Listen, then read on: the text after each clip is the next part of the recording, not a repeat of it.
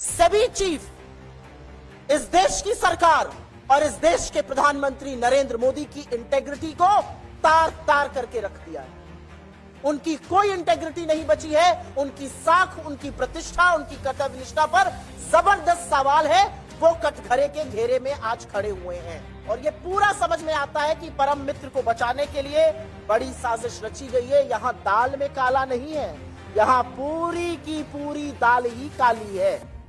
और इससे पहले की बीजेपी, और वो कर रही है, नाम अडानी का आ रहा है, नाम सेबी का आ रहा है, नाम माधवी बुच का आ रहा है, नाम ब्लैकस्टोन का आ रहा है।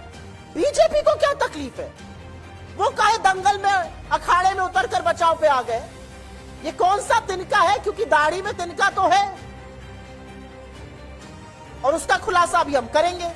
तो इससे पहले कि बीजेपी कहे कि हिंडनबर्ग रिसर्च जो है वो देश विरोधी है, वो अंतरराष्ट्रीय साजिश रच रही है देश के खिलाफ।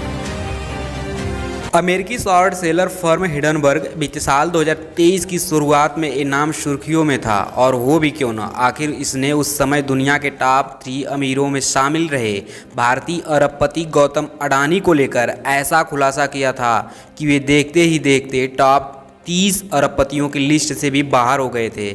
अब करीब 18 महीने बाद ये फिर से चर्चा में है, और इसका कारण है कि इसने भारत में मार्केट रेगुलेटर सेबी पर निशाना साधा है और इसकी चीफ माधवी पुरी बुच व उनके पति पर अडानी ग्रुप के साथ कनेक्शन का हवाला देते हुए गंभीर आरोप लगाए हैं।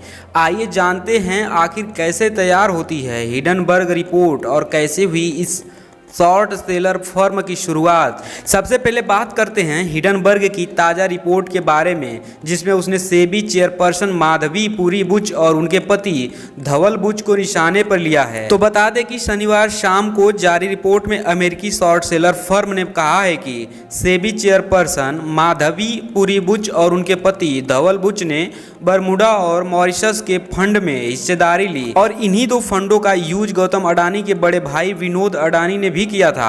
हालांकि इन आरोपों पर सफाई देते हुए सेबी चेयरपर्सन ने रविवार को एक स्टेटमेंट जारी कर इन्हें सिरे से खारिज किया। बुच की ओर से कहा गया है कि इन आरोपों में किसी भी तरह की कोई सच्चाई नहीं है। हमारा जीवन और फाइनेंस खुली किताब की तरह है।